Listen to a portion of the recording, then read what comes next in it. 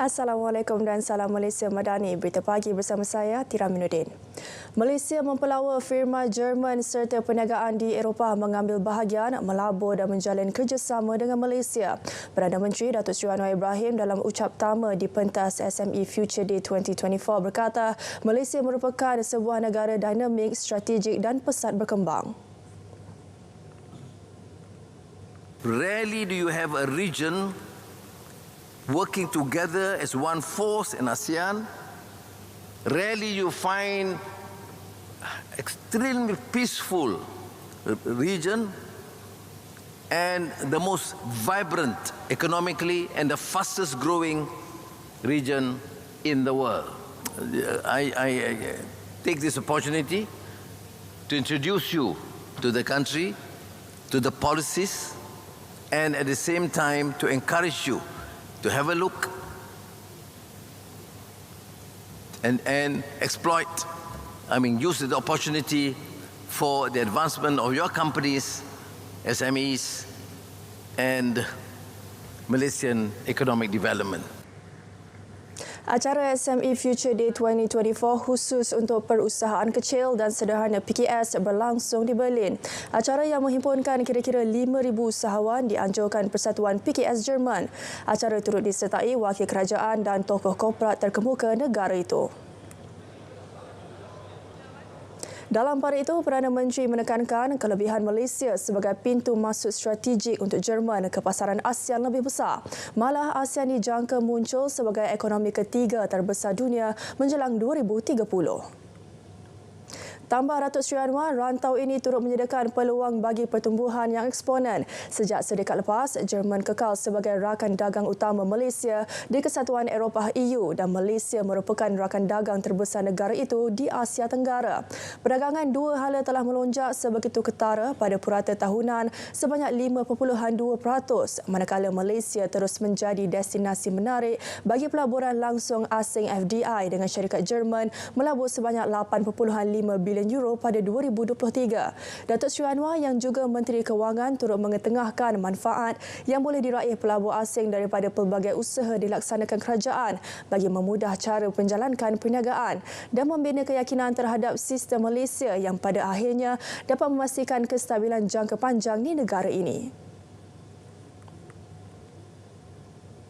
Fakulti Kecerdasan Buatan AI pertama di Malaysia sedang dibangunkan Kementerian Pendidikan Tinggi dengan kerjasama Universiti Teknologi Malaysia sebagai usaha memenuhi keperluan semasa.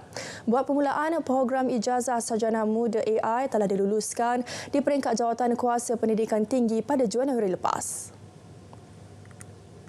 Pelajar kohort pertama program itu akan memulakan pengajian Oktober ini. Pembangunan dan kurikulum AI tersebut telah dikenal pasti menepati keperluan industri, melibatkan pakar-pakar bidang AI serta seiring dengan Pelan Hala 7 Kecerdasan Buatan Negara 2021-2025 yang dirangka oleh Kementerian Sains, Teknologi dan Inovasi.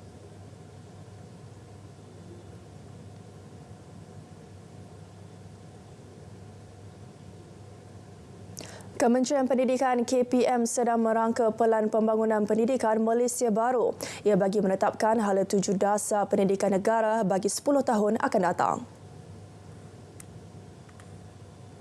Terdapat 4 fasa yang berhormat dalam penyediaan Pelan Pendidikan baru di mana fasa pertama melibatkan analisis terperinci pencapaian prestasi Pelan Pembangunan. Fasa kedua, sesi libat urus melibatkan kesemua pemain industri, guru cemerlang, dekan fakulti dan lain-lain untuk mendapatkan input bagi penambahbaikan sistem pendidikan negara.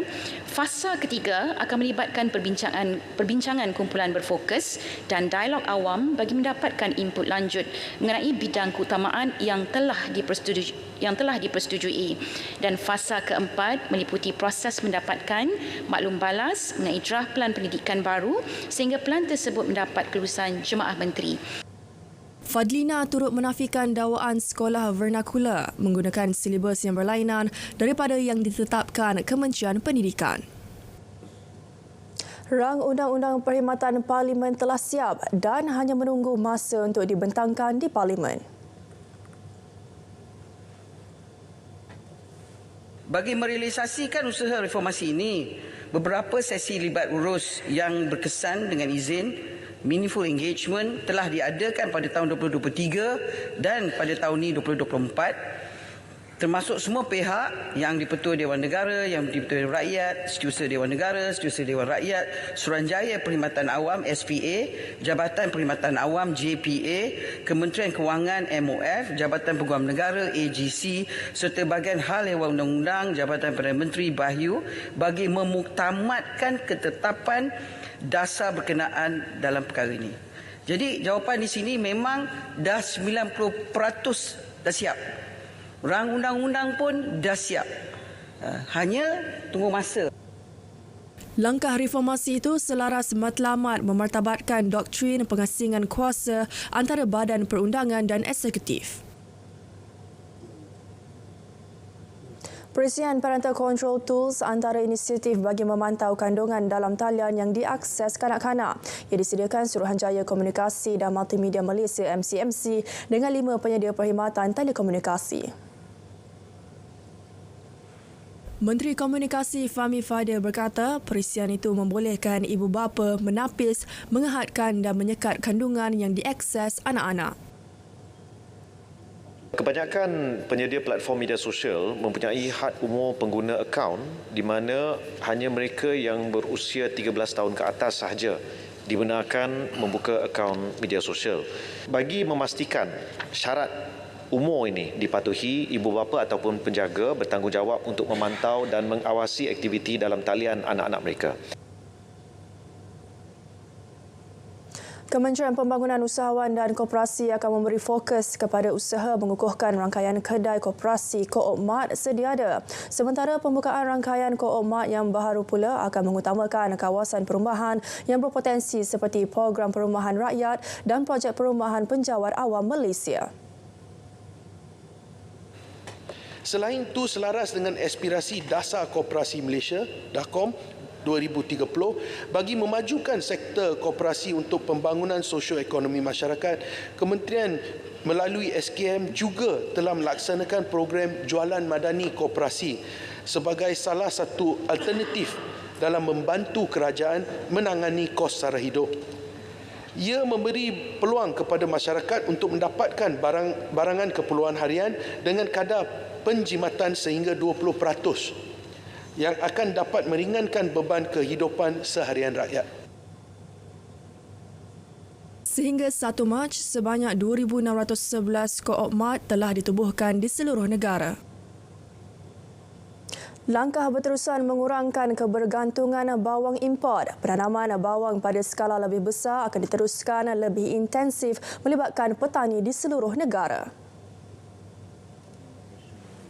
2 fasa difokuskan Mardi, fasa rintis dan fasa pengembangan bagi kawasan penanaman sedia ada sebelum diperluas kepada lokasi serta usahawan baru.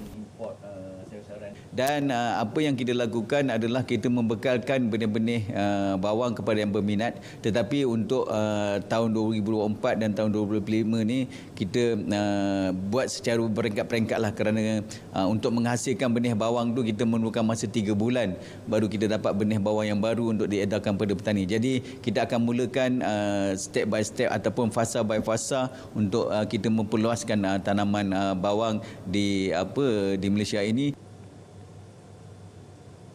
Kementerian Perdagangan Dalam Negeri dan Kos Sara Hidup KPDN Perlis menganjurkan Bazar Ramadan Rahmah Madani di 2 lokasi terpilih bermula 1 Ramadan.